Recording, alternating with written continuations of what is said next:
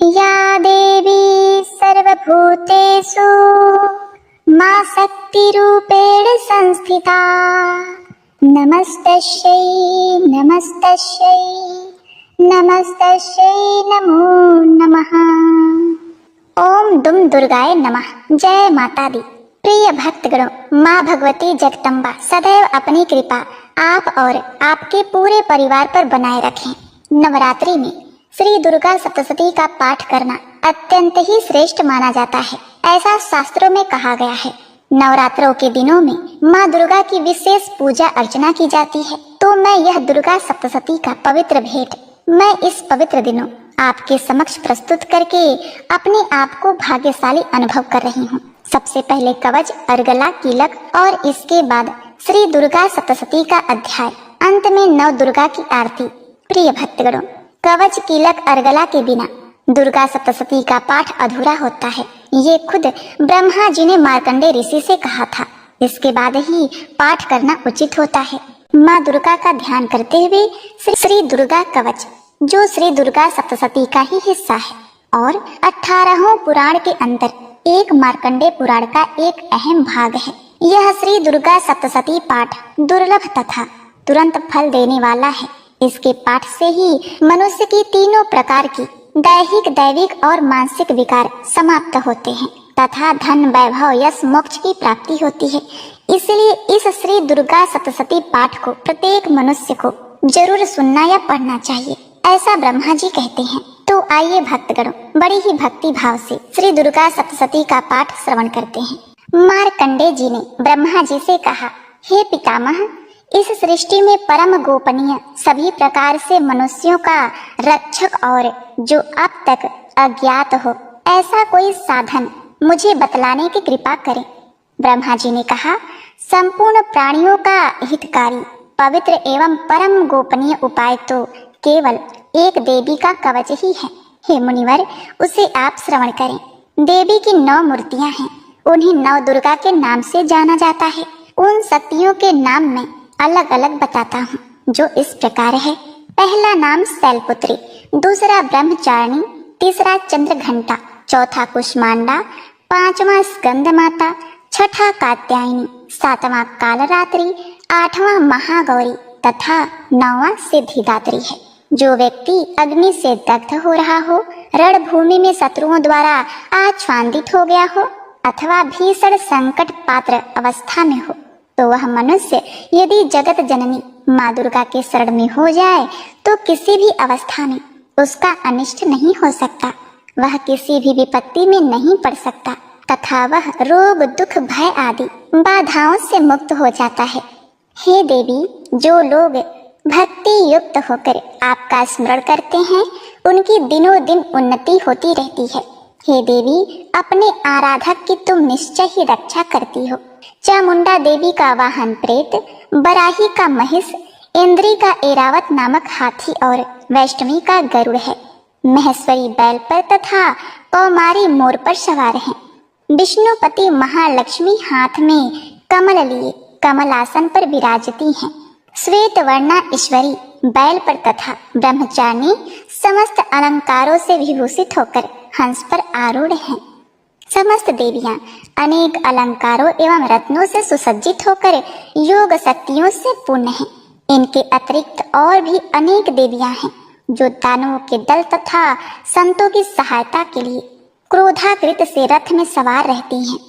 इन देवियों के कर कमलों में शंख, चक्र, गदा, शक्ति, हल, मूसल, खेटक, तोमर, परशु, पास, भाला, त्रिशूल, उत्तम प्रकार का सिंह, धनुष आदि शस्त्र सुशोभित रहते हैं। उनके शस्त्र धारण करने का उद्देश्य देवताओं की रक्षा, दैत्यों का विनाश एवं भक्तों को अभय प्रदान करना है। महाभयनाशकारी, महान बल, महान पराक्रम एवं महान उत्साह से युक्त हे महारौद्री, तुम्हें प्रणाम है। शत्रुओं को भयभीत करने वाली हे देवी, तुम मेरी रक्षा करो। प्रखर तेज के कारण मैं तुम्हारी ओर दृष्टिपात भी नहीं कर सकता। इंद्रिय शक्ति पूर्व दिशा में मेरी रक्षा करो। आग्नेय शक्ति आग्नेय कोण में रक्षा करो। बराही देवी दक्षिण दिशा में खड्ग धारणी नेत्रेत्र कोण में वारुणी शक्ति पश्चिम में तथा मृगवाहिनी शक्ति वायव्य कोण में मेरी रक्षा करे। कौमारी शक्ति उत्तर में, त्रिशूल धारणी शक्ति ईशान कोण में, ब्रह्माणी ऊपर तथा वैष्णवी शक्ति नीचे हमारी रक्षा करें। इस प्रकार सवारूढ़ चामुंडा देवी 10 दिशाओं में मेरी रक्षा करें। आगे जया और पीछे विजया मेरी रक्षा करे। वाम पार्श्व में अजिता नाम की शक्ति, दाहिनी ओर अपराजिता, शिखा में उद्होतिनी तथा मस्तक में उमा शक्ति मेरी रक्षा करें। ललाट में मालाधरी, दोनों भवों में यशस्विनी, भ्रू मध्य में त्रिनेत्रा तथा नासिका में यम घंटा शक्ति मेरी रक्षा करे। दोनों नेत्रों के बीच में शंखिनी, दोनों कानों के मध्य में द्वारवासिनी, कपोल में कालिका तथा कर्ण के मूल भाग में सांकड़ी शक्ति मेरी रक्षा करे। नासिका में सुगंधा, ऊपरी ओष्ठ में चर्चिका, अवरोष्ठ में अमृत कला और जीभ की रक्षा सरस्वती करे। मेरी दांतों की रक्षा कौमारी, कंठ के मध्य भाग में चंडिका, गले की त्रिघंटा तथा तालु भाग की रक्षा महामाया करे। कामाक्षी हड्डी की, सर्वमंगला वाणी की, भद्रकाली ग्रीवा की तथा धनुषधरी शक्ति मेरी रूढ़ दंड रीढ़ की रक्षा करे। कंठ के बाहर नील ग्रीवा और कंठ की नील में नल कुंवरी, दोनों कंधों की खड़गिनी एवं ब्रज धारणी शक्ति मेरी दोनों भुजाओं की रक्षा करे। दोनों हाथों की दाहिनी उंगलियों की अंबिका, नख की मूलेश्वरी और कुछ ही भाग की कुलेश्वरी रक्षा करे। महादेवी स्तनों की तथा मेरे मन की रक्षा शोक विनाशिनी शक्ति करे। ललिता देवी हृदय की एवं शूल धारणी शक्ति मेरे उदर की रक्षा करे। नाभि में कामिका एवं गुप्तांग में गुहेश्वरी देवी रक्षा करे।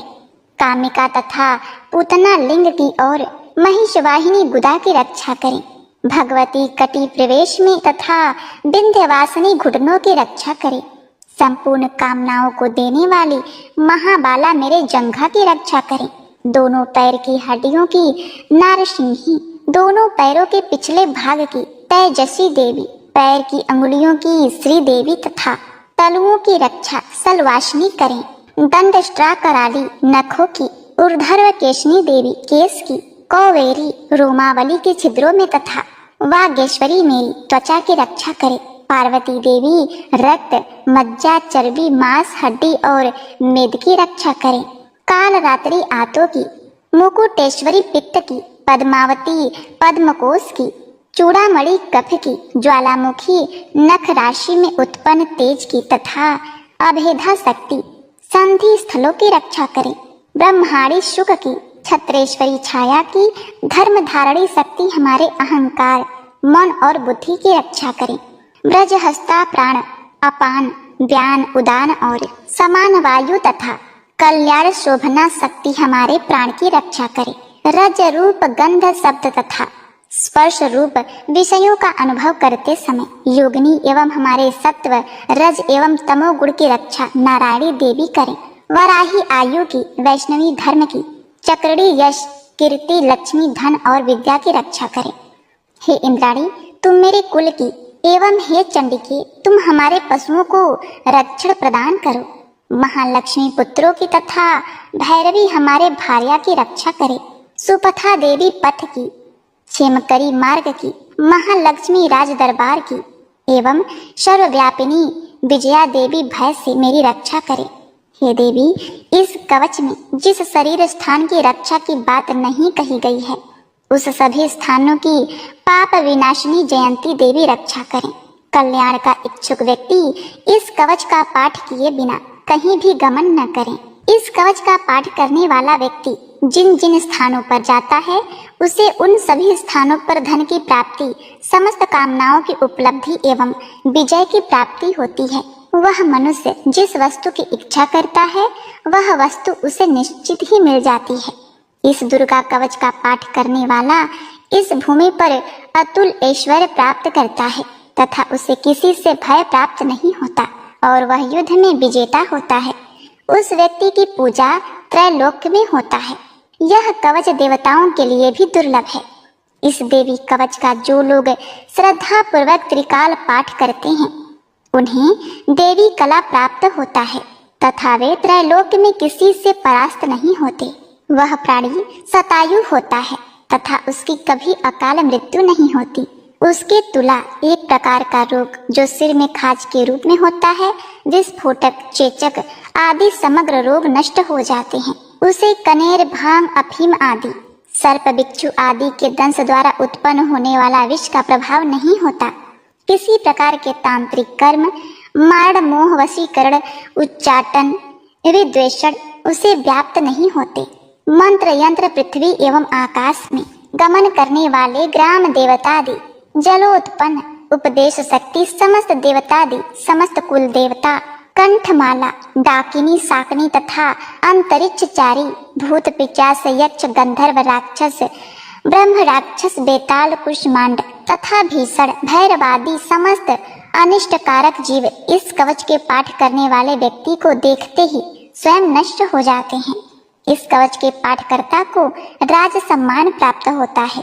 वह प्राणी अपनी कीर्ति से इस भूतल को मंडित करता है। इस कवच पाठ के अनंतर जो सप्तशती का पाठ करता है वह इस धरती पर तब तक बना रहता है जब तक पहाड़, वन और कान युक्त यह पृथ्वी उपस्थित है।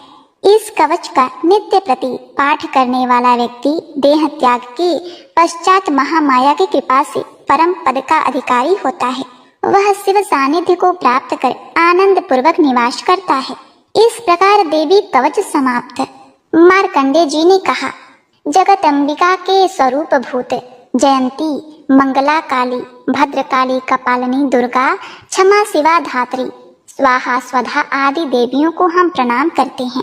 हे चामुंडे, आपकी जय हो। संपूर्ण जीवों की संताप विनाशिनी देवी, आपकी जय हो। समस्त चराचर में परिव्याप्त है देवी तथा कालरात्रि, आपकी जय हो। हे मधु कैटभ विनाशिनी, हे ब्रह्मवर्ण प्रदे देवी, आपको नमस्कार है। तुम मुझे रूप, विजय, यश प्रदान करो एवं मेरे शत्रुओं का नाश करो।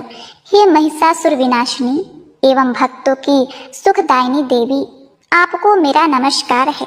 आप मुझे रूप, यश, जय आदि प्रदान करो और मेरे शत्रुओं का विनाश करो। चंड, मुंड एवं रक्त बीज आदि दैत्यों की विनाशिनी देवी, तुम मुझको रूप, जय तथा यश प्रदान करो तथा मेरे रिपुओं का नाश करो। शुंभ, निशुंभ और धूम्राक्ष नामक राक्षस की संहारिणी देवी, तुम मुझको रूप, यश, सुख, ख्याति प्रदान करो तथा मेरे शत्रुओं का नाश करो। वंदनीय चरणा और संपूर्ण सौभाग्यदायिनी हे देवी, तुम मुझे रूप, यश और कीर्ति प्रदान करो एवं मेरे शत्रुओं का संहार करो। अत्यंत स्वरूपा एवं अत्यंत चरित्र वाली शत्रु विनाशिनी हे देवी, तुम मुझे रूप, यश, कीर्ति दो और मेरे शत्रुओं का नाश करो। पाप नाशिनी हे चंडिका देवी, जो लोग तुम्हारा श्रद्धा भक्ति पूर्वक नमन करते हैं उन्हें तुम रूप, यश, कीर्ति प्रदान करो और उनके शत्रुओं का दमन करो। हे व्यथा विनाशिनी चंडिके देवी, जो लोग भक्ति भाव से तुम्हारा अभिनंदन करते हैं उन्हें तुम रूप, यश और जय प्रदान करो, उनके शत्रुओं का विनाश करो। हे चंडिके, जो लोग भक्ति युक्त तुम्हारा पूजन और नमन करते हैं उनको तुम रूप, यश और यश दो तथा उनके वैरियों का विनाश करो। हे देवी, तुम मुझे सौभाग्य और आरोग्य लाभ प्रदान करो और मुझको रूप तथा विजय देकर यशस्वी बनाओ तथा मेरे शत्रुओं का दमन करो। हे देवी, मेरे शत्रुओं का संहार करो, मुझे रूप, बल और जय दो। हे देवी, मेरा कल्याण करो, तुम मुझे अतुल संपत्तिशाली करो, रूप दो, जय दो, कीर्ति दो तथा मेरे शत्रुओं का संहार करो। हे अम्बे, देवासुरों के शिरो रत्न के नमस्कार से तुम्हारे चरण घिसते रहते हैं।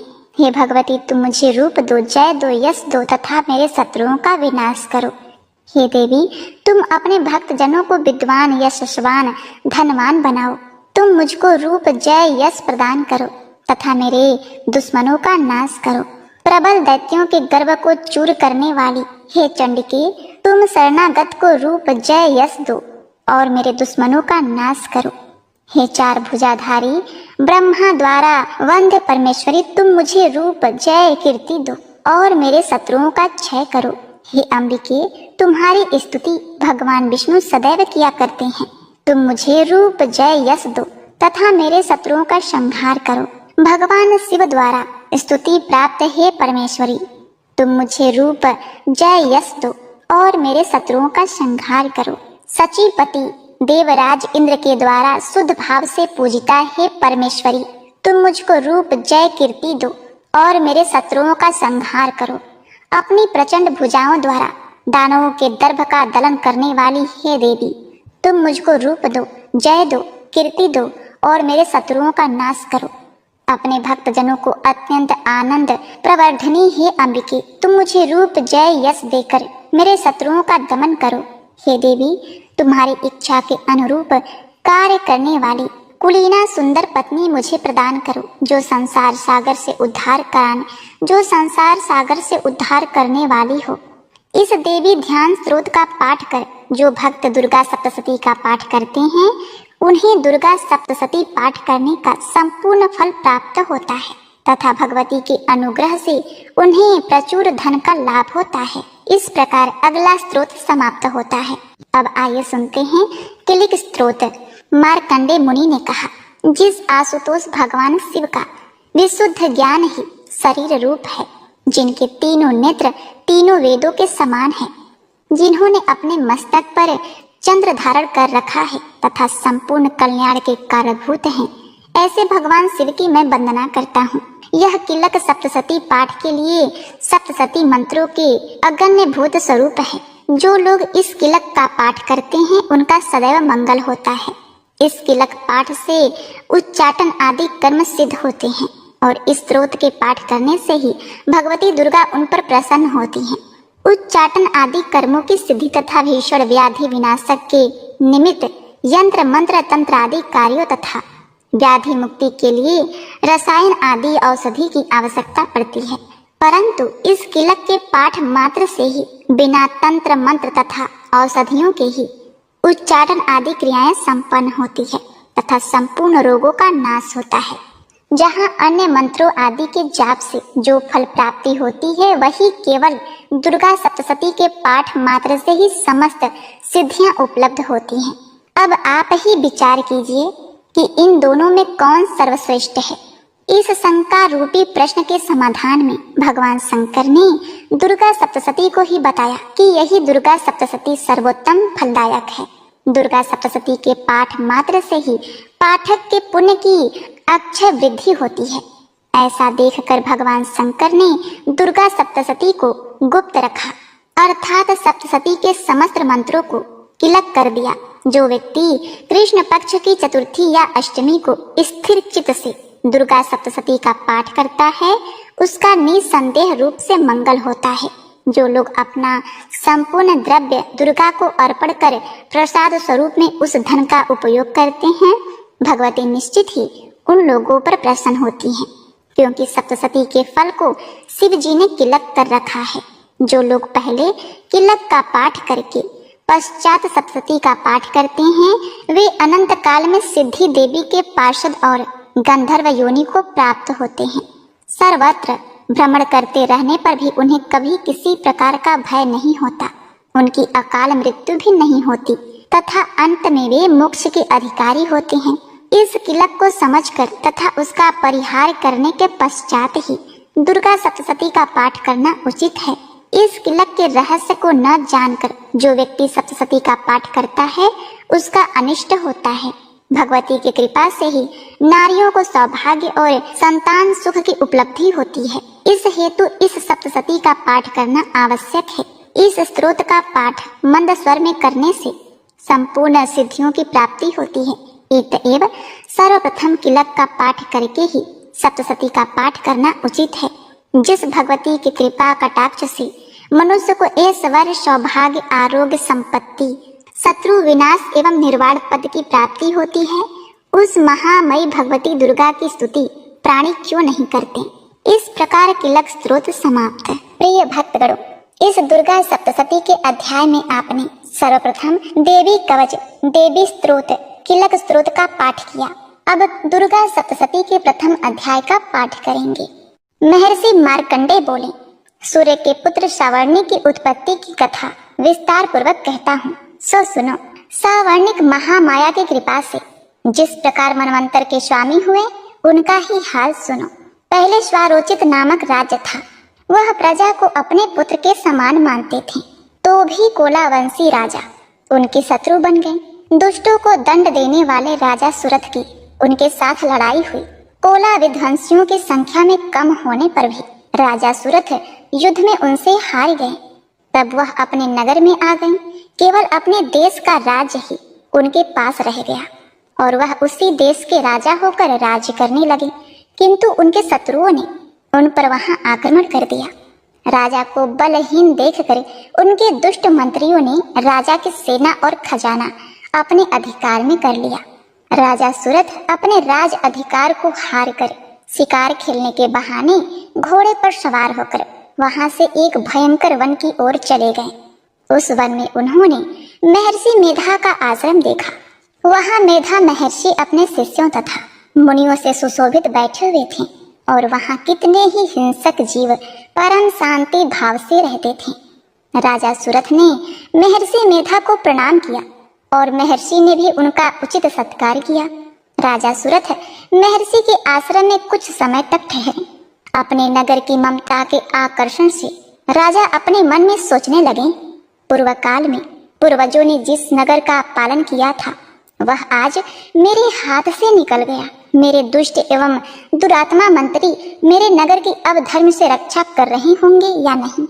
मेरा प्रधान हाथी जो कि सदा मद की वर्षा करने वाला और सूरवीर था, मेरे वैरियों के वश में होकर न जाने क्या दुख भोग रहा होगा। मेरी आज्ञाकारी नौकर जो मेरी कृपा से धन और भोजन पाने से सदैव खुश रहते थे और वे मेरे पीछे पीछे चलते थे, वह अब निश्चय ही दुष्ट राजाओं का अनुसरण करते होंगे तथा मेरे दुष्ट एवं दुरात्मा मंत्रियों द्वारा व्यर्थ ही धन को व्यय करने से संचित किया हुआ मेरा खजाना एक दिन अवश्य ही खाली हो जाएगा। इस प्रकार बहुत सी बातें सोचता हुआ राजा निरंतर दुखी रहने लगा।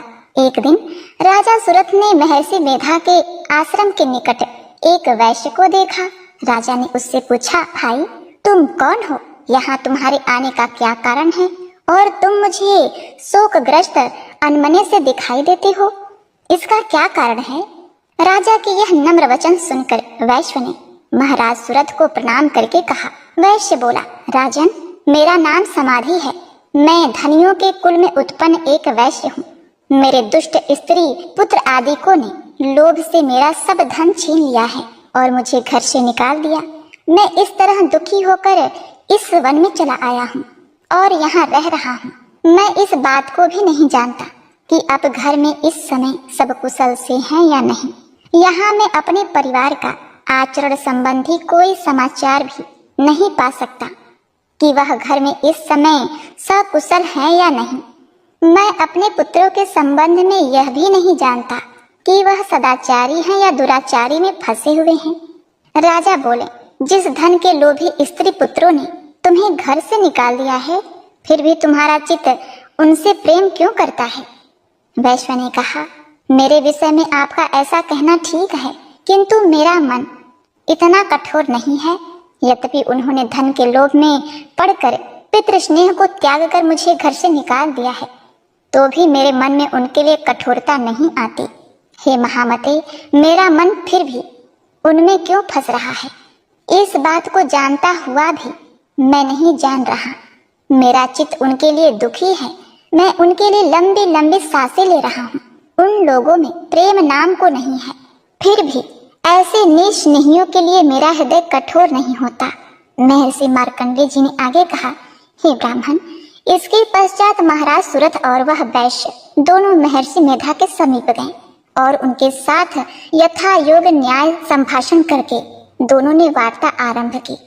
राजा बोले, हे भगवान, मैं आपसे एक बात पूछना चाहता हूँ, सो आप कृपा करके मुझे बतलाइए। मेरा मन अधीन नहीं है, इससे मैं बहुत दुखी हूँ। राज धन आदि की चिंता अभी तक मुझे बनी हुई है और मेरी यह ममता अज्ञानियों की तरह बढ़ती जा रही है। और यह समाधि नामक वैश्य भी अपने घर से अपमानित होकर आया है। इसके स्वजनों ने भी इसे त्याग दिया है। स्वजनों से त्यागा हुआ भी यह उनसे हार्दिक प्रेम करता है। इस तरह हम दोनों भी दुखी हैं। हे महाभागा, उन लोगों के अवगुणों को देखकर भी हम दोनों के मन में उनके लिए ममता जनित आकर्षण उत्पन्न हो रहा है। हमारे ज्ञान रहते हुए भी ऐसा क्यों है? अज्ञानी मनुष्यों की तरह हम दोनों में यह मूर्खता क्यों है? महर्षि मेधा ने कहा, विषय मार्ग का ज्ञान सब जंतुओं को है। सबों के लिए विषय पृथक पृथक होते हैं। कुछ प्राणी दिन में नहीं देखते और कुछ रात को, परंतु कई जीव ऐसे हैं जो दिन और रात दोनों में देख सकते हैं। यह सत्य है कि मनुष्यों में ज्ञान प्रधान है, किंतु केवल मनुष्य ही ज्ञानी नहीं होता, पशु पक्षी आदि भी ज्ञान रखते हैं। जैसे यह पशु पक्षी ज्ञानी है, वैसे ही मनुष्य का ज्ञान है, और जो ज्ञान मनुष्यों में वैसे ही पशुओं में भी है, तथा अन्य बातें भी दोनों में एक जैसी पाई जाती हैं। ज्ञान होने पर भी इन पक्षियों की ओर देखो कि अपने भूख से पीड़ित बच्चों की चोंच में कितने प्रेम से अन्न के दाने डालते हैं। हे राजन, ऐसा ही प्रेम मनुष्यों में अपने संतान के प्रति भी पाया जाता है। लोभ के कारण अपने उपकार का बदला पाने के लिए मनुष्य पुत्रों की इच्छा करते हैं और इस प्रकार मोह के गड्ढे में गिरा करते हैं। भगवान श्री हरि की जो माया है, उसी से यह संसार मोहित हो रहा है। इसमें आश्चर्य की कोई बात नहीं, क्योंकि वह भगवान विष्णु की योग निद्रा है। यह माया ही तो है जिनके कारण संसार मोह में जकड़ा हुआ है। यही महामाया भगवती देवी ज्ञानियों के चित्त को बलपूर्वक खींचकर मोह में डालती है और उसी के द्वारा संपूर्ण जगत की उत्पत्ति होती है। यही भगवती देवी प्रसन्न होकर मनुष्य को मुक्ति प्रदान करती है। यही संसार के बंधन का कारण है तथा संपूर्ण ईश्वरों की भी स्वामिनी है। महाराज सूरथ ने पूछा, भगवान, यह देवी कौन सी है जिनको आप महामाया कहते हैं? हे ब्राह्मण, वह कैसे उत्पन्न हुई और उनका कार्य क्या है? उनके चरित्र कौन कौन से हैं? प्रभु, जैसा प्रभाव हो, जैसा स्वरूप हो, वह सब कृपा कर मुझसे कहिए, मैं आपसे सुनना चाहता हूँ। महर्षि मेधा बोले, राजन, वह देवी तो नित्य स्वरूपा है। उनके द्वारा यह संसार रचा गया है, तब भी उनकी उत्पत्ति अनेक प्रकार से होती है। वह सब आप मुझसे सुनो। वह देवताओं का कार्य सिद्ध करने के लिए प्रकट होती हैं। उस समय वह उत्पन्न हुई कहलाती हैं। संसार को जलमय करके जब भगवान विष्णु योग निद्रा का आश्रय लेकर शेष शैया पर सो रहे थे, तब मधुकैटभ नाम के दो असुर उनके कानों के मैल से प्रकट हुए और वह श्री ब्रह्मा जी के मारने के लिए तैयार हो गए। ब्रह्मा जी ने जब उन दोनों को अपनी ओर आते देखा और यह भी देखा कि भगवान विष्णु योग निद्रा का आश्रय लेके सो रहे हैं, तो उस समय श्री भगवान को जगाने के लिए उनके नेत्र में निवास करने वाली योग निद्रा की स्तुति करने लगे। ब्रह्मा जी ने कहा, हे देवी, तुम ही स्वाहा, तुम ही स्वधा और तुम ही वसट कारक हो। स्वर भी तुम्हारा ही स्वरूप है। तुम ही जीवन देने वाली सुधा हो। नित्य अक्षर प्रणव में आकर उकार मकार इन तीनों में माताओं के रूप में तुम ही स्थित हो। इनके अतिरिक्त जो बिंदु पथ अर्ध मात्रा है, जिसका कि विशेष रूप से उच्चारण नहीं किया जाता, हे देवी, वह भी तुम ही हो। हे देवी, संध्या सावित्री तथा परम जननी तुम ही हो। तुम इस विश्व को धारण करने वाली हो। तुमने ही इस जगत की रचना की है और तुम ही इस जगत का पालन करने वाली हो। तुम ही कल्प के अंत में सबको भक्षण करने वाली हो। हे देवी, जगत के काल में स्थित रूपा हो, कल्प के अंत में संहार रूप धारण कर लेती हो। तुम ही महाविद्या, महामाया, महामेधा, महारात्रि और मोहरात्रि हो। श्री ईश्वरी और बोध स्वरूपा बुद्धि भी तुम ही हो। लज्जा, पुष्टि, तुष्टि, शांति और क्षमा भी तुम ही हो। तुम खड़ग धारणी, शूल धारणी, घोर रूपा तथा गदा, चक्र, शंख और धनुष को धारण करने वाली हो। बाण, भुसुंडी और परिघ, यह भी तुम्हारे ही अस्त्र हैं। तुम सौम्य और सौम्यंतर हो। यही नहीं, बल्कि जितने भी सौम्य तथा सुंदर वस्तुएं इस संसार में हैं, उन सबसे बढ़कर सुंदर तुम हो। पर और अपर सबसे पर रहने वाली सुंदर तुम ही हो। हे सर्वरूपणे देवी, जो भी स असत पदार्थ हैं और उनमें जो शक्ति है वह तुम ही हो। ऐसी अवस्था में भला तुम्हारी स्तुति कौन कर सकता है? इस संसार की सृष्टि, पालन और संहार करने वाले जो भगवान हैं, उनको भी जब तुमने निद्रा के वशीभूत कर दिया है, तो फिर तुम्हारी स्तुति कौन कर सकता है? मुझे भगवान विष्णु तथा भगवान शंकर को शरीर धारण करने वाले तुम ही हो। तुम्हारी स्तुति करने की शक्ति किसमें है? हे देवी, तुम तो अपने इस उदार प्रभावों के कारण ही प्रशंसनीय हो। मधु और कैटप जो भयंकर असुर हैं, उन्हें मुंह में डाल दो और श्री हरि भगवान विष्णु को भी जल्दी जगा दो और उनमें इनको मार डालने की बुद्धि भी उत्पन्न कर दो। महर्षि मेधा बोले, हे राजन, जब ब्रह्मा जी ने देवी से इस प्रकार स्तुति करके भगवान को जगाने तथा मधु और कैटप को मारने के लिए कहा, तो वह भगवान श्री विष्णु के नेत्र, मुख, नासिका, बाहु, हृदय और वक्षस्थल से निकलकर ब्रह्मा जी के सामने खड़ी हो गई। उनका ऐसा करना था कि भगवान श्रीहरि तुरंत जाग उठे और दोनों असुरों को देखा, जो कि अत्यंत बलवान तथा पराक्रमी थे और मारे क्रोध के उनके नेत्र लाल हो रहे थे और जो ब्रह्मा जी का वध करने के लिए तैयार थे। तब क्रुद्ध हो उन दोनों दुरात्मा असुरों के साथ भगवान श्रीहरि पूरे 5000 वर्ष तक लड़ते रहे। एक तो वह अत्यंत बलवान तथा पराक्रमी थी, दूसरे महामाया ने भी उन्हें मुंह में डाल रखा था। अतः वह श्री भगवान से कहने लगे, हम दोनों तुम्हारी वीरता से अत्यंत प्रसन्न हैं, तुम हमसे कोई वर मांगो। भगवान ने कहा, यदि तुम मुझ पर प्रसन्न हो तो अब तुम मेरे हाथों से मर जाओ। बस इतना सा ही वर मैं तुमसे मांगता हूँ, यहाँ दूसरे वर से क्या प्रयोजन है? महर्षि मेधा बोले, इस तरह से जब वह धोखे में आ गए और अपने चारों ओर जल ही जल देखा, तो भगवान श्री हरि से कहने लगे, जहाँ पर जल न हो, सूखी जमीन हो, उसी जगह हमारा वध कीजिए। महर्षि मेधा कहते हैं, तथास्तु कहकर भगवान श्री हरि ने उन दोनों को अपनी जांघ पर लिटाकर उन दोनों के सिर काट डाले। इस तरह से यह देवी श्री ब्रह्मा जी की स्तुति करने पर प्रकट हुई थी। जय माता दी। ओम नमः शिवाय।